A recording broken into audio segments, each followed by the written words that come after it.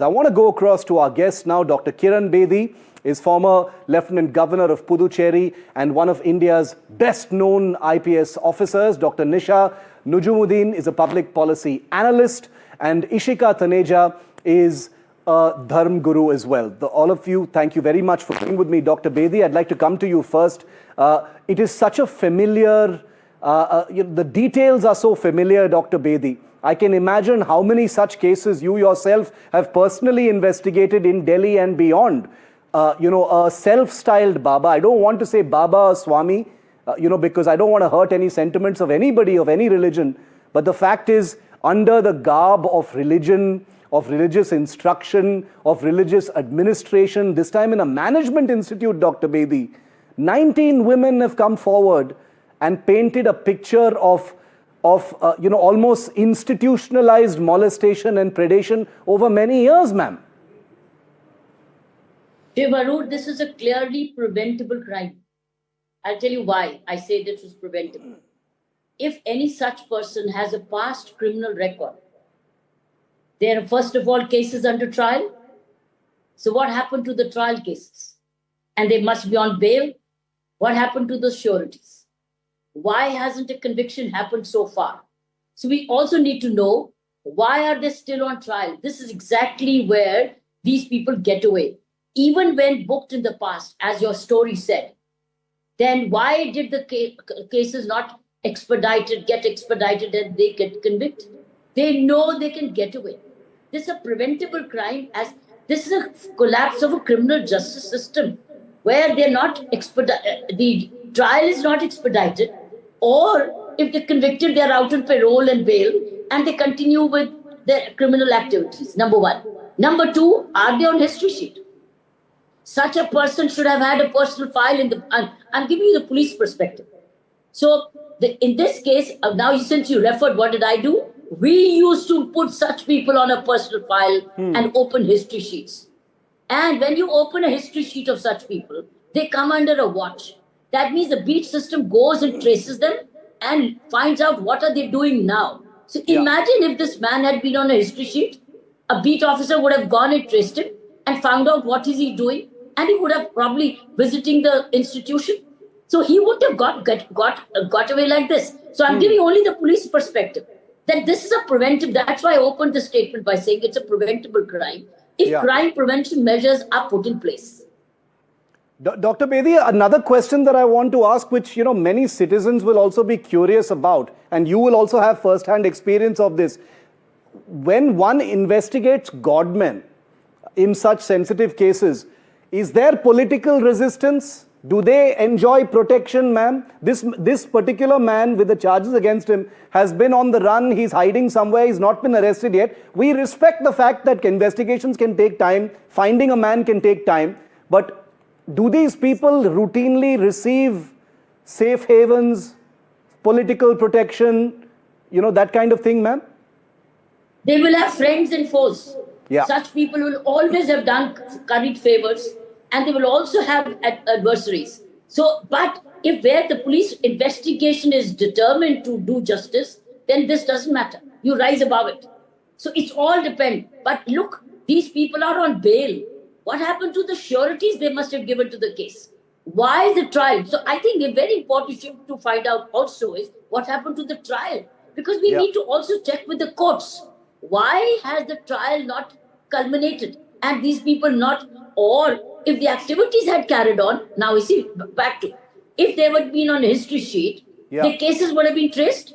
Court could have been told that they're still indulging in and they're abusing the bail. That means those sureties could have been forfeited and they would have gone back to jail. So that's why I opened my statement by saying it was a preventable crime if crime prevention measures are taken according to the law available. Dr. Nisha Nujumudeen, where do you stand on this Baba? We have said very clearly that the allegations are against him are only allegations at this point of time. But 19 women, ma'am, have come forward and made these allegations. There must be something to it. And he's running away. Why can't he just come and present himself to the police? We need to understand that, see, when 17 voices cried together, they must be, held to the law. The nation must listen, and we should not dismiss it, right? But having said that, at the same time, like how our previous speaker, our respected Kiran Bedi madam said, such kind of crimes are preventable also. And in his case, he is called as a godman. See, godmen are not God, right? They must be also held to the law like any other man.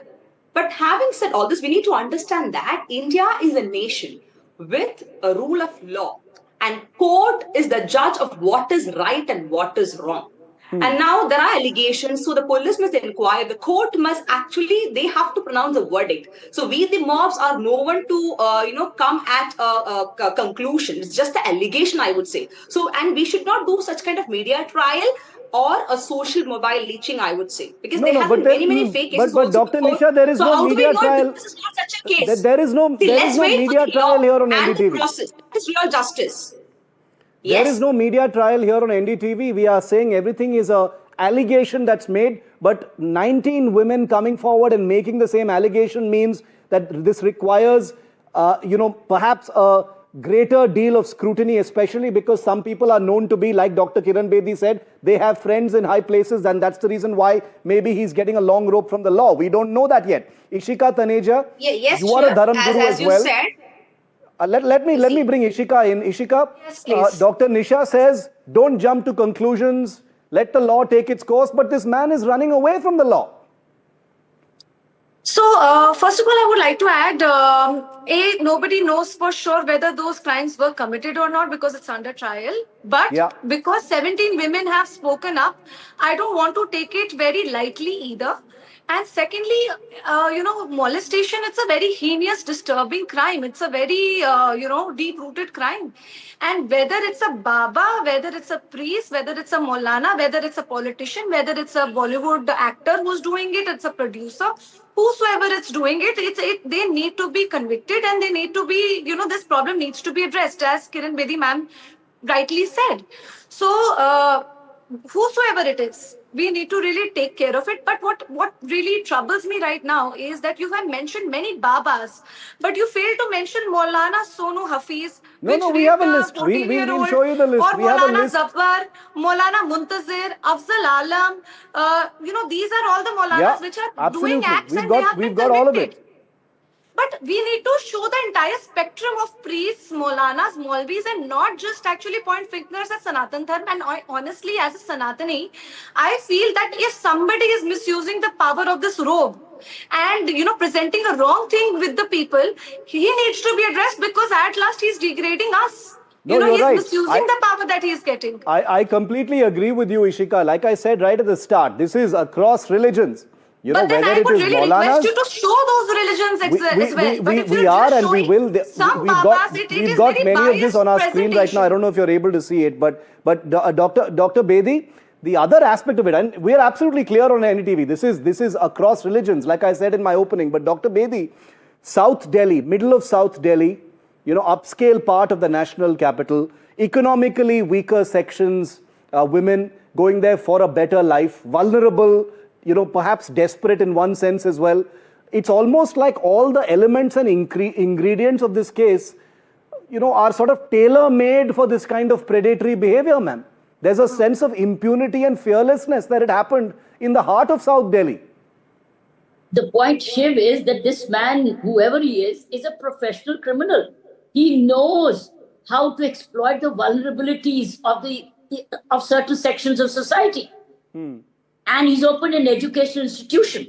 So he's he's abused the vulnerabilities, because here are women who can't afford management school, and he opens a management school, and then he admits them, and then he abuses them, and now blackmails them, and those people are afraid of now losing whatever education they would have got otherwise. So, but the point is, here is a man who should have been under the law, under a lens. He should have been under a watch. And he's getting away, and he knows he can get away. That means whatever connections he may be, I do not know. But if prior complaints have gone to the police was duty bound to have visited and found out more. And this was preventable. That means could have been detected even before the complaint had come. That's what I'm looking at. Every time, remember, as you, as a Shiv, as a media, always find out if this person who's committed a repeat crime, what happened to the case? Yeah. Why is it going on and on? Because that is where the effectiveness of the law has taken a beating. Because they know, aaj case hua to 10 saal kuch nahi hoga. So they go on, and then it gets forgotten. That's what I'm trying to say. Yeah. I completely take your point. Ishika, you want to add to the point that you were making before this, that, you know, it is people like, you know, we are not jumping to conclusions. Finally, the courts will take a view on this. But this is a matter of faith which is important to so many people. You represent it as well. When you see something like this, how does that make you feel? And millions of others as well. Shoes that he stepped into are very, we see those shoes with a lot of faith and a lot of belief and, with a lot of respect. But if somebody is misusing Bhagwa and Tilak like that, it really disheartens me. And also, I feel really sad for those women who stood up against him. And it takes a lot of courage to speak against somebody whom they feel that must be politically affiliated with a lot of, the big people in the country. But I also feel that goes with every shoes that we look at, whether it's a politician, whether it's somebody who's into police, whether it's anybody who's sitting in power. It is very difficult to speak up against them. And when they are, they are in one uniform, it also comes with a lot of responsibility. And I feel really ashamed when people like them misuse those power, because then everybody comes into that spectrum and, in those lines, and then it becomes an issue. So if he's actually responsible for his actions, then, strict action needs to be taken. But many a times I also see a similar story where people who are politically disturbed by a godman, they start blaming him for something which he hasn't done. And there are a lot of false accusation as well. That is why I said it is extremely important that we actually let the courts decide what is right and what is wrong, and then talk about it before it actually comes, on the surface. I'll give the final word to Dr. Nisha. It is all very well to say, let the courts decide. Right now, the police are struggling to find him because clearly he is so powerful. A common man or a common woman in India cannot evade the police for very long. This man appears to be hiding somewhere, despite the charges against him. See, adding a point to it, Shiv, I truly stand with you by saying that if he has done a crime like that, definitely he ought to be punished. There is no doubt about it. But my question here is like, if this is found to be true, now this is reinforcing a stereotype of the fake godman, and now this is deepening it will definitely deepen the public anger, no doubt in that. And now, most importantly, as Ishika also said, this will actually start affecting the spiritual credibility also. But if this is proven to be a fake thing or allegation, because we know that there are multiple motives behind it. The motive could be, maybe it could be a politically motivated one or an institutional rivalry. See, we need facts. We don't need fury, right? Only a thorough investigation can actually determine it, because allegations without proofs are just noise. So, law without inquiry is again injustice. So, this is what I strongly believe. And now, if it is found to be true, as you said, if it is found to be false, for example, now again, such a kind of godman engaging in educational and spiritual teaching roles, again, this is discouraging the people from going into all those perspectives also. So from a broader perspective, I think we need to, a societal perspective, we need to urge a very strong regulatory framework for ashrams as well as spiritual institutes. And policy needs to be very stronger and should be quicker, and the media also need to handle it a little calmer way, I feel. Because we can't come to conclusions saying that he has been the culprit. Maybe he's a culprit. Unless and until the verdict of court comes, we can't say. Because I think that's a very good, that's a very positive and very constructive note to end on, because not just in India, let us not pretend like this is a problem here in India. We know about the Catholic Church, we know about what has happened in other religions in different parts of the world, predation, molestation, institutional abuse of followers has been a sad story across continents, and sadly it is what we are talking about tonight as well. Hopefully the law will take its course, and hopefully it will not be someone who is protected just by virtue of who he actually is and where he stands in a particular religion. Thank you very much, Dr. Kiran Bedi, Ishika and Dr. Nisha, for being with me on this discussion.